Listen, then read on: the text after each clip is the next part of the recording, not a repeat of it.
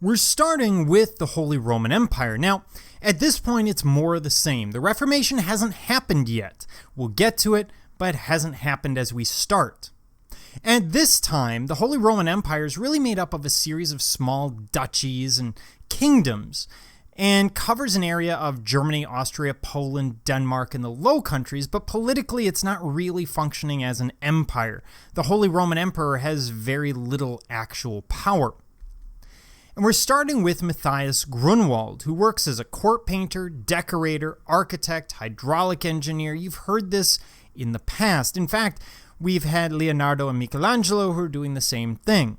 And the same idea applies. The artist is an observant person, someone who's studying a lot of different practices and therefore gets used in a number of different ways. And he's going to paint this massive piece known as the Isenheim Altarpiece. Now, this will be executed for the monastic hospital order of St. Anthony of Isenheim. Grunewald will execute the painted portions, but not the sculpture. Now we're looking at the outside, and it features a crucifixion in the center, flanked by St. Sebastian on the right. We can tell because he's got arrows through him, his form of martyrdom. And on the left, we see St. Anthony. Beneath it, we have the Lamentation. So once again, that point where the body of Jesus has been taken down and hasn't been buried yet. It's been handed to the Virgin Mary, very similar to the Pietà. Now, St. Sebastian and St. Anthony were thought to offer cures to disease and tended to be very prominent. Obviously, this is being done for a hospital, so that's going to be a key element. We want our relative to survive whatever they're going through. And keep in mind, in this period, hospitals are a place you generally go to die, not a place where you're going to see a lot of miracles. They don't have modern medicine. They're still bleeding people and all of that. Now, these saints offer hope to the afflicted in the hospital. And color is used here to enhance the impact of the work, giving a sense of horror and hope, which are contrasted by his use of subtle tones, such as the subtle brown tones they uses throughout most of it, interspersed with shockingly bright reds.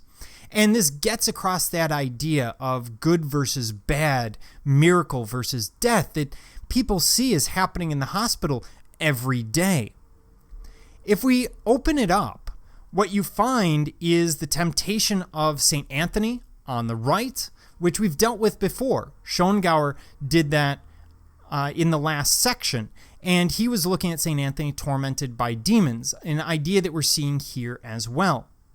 So here we have the 5 temptations depicted as demons attacking the saint. And this depicts the horrors awaiting those who do not repent. And that's going to be a key issue in a hospital. After all, this is a place you go to die, so you need to talk about or think about your eternal soul. On the opposite side, we see St. Anthony meeting St. Peter. And this depicts redemption through the now healthy saints conversing peacefully. So overall, we have a theme of pain, suffering, and death, as we see with the torment of St. Anthony or St. Sebastian being depicted with the arrows. These ideas combine with ideas of hope, comfort, and salvation, which we get from Anthony and Peter conversing, or Anthony on the exterior of the altarpiece. These ideas combine to embody life in a 16th century hospital with death and miracle at odds every day.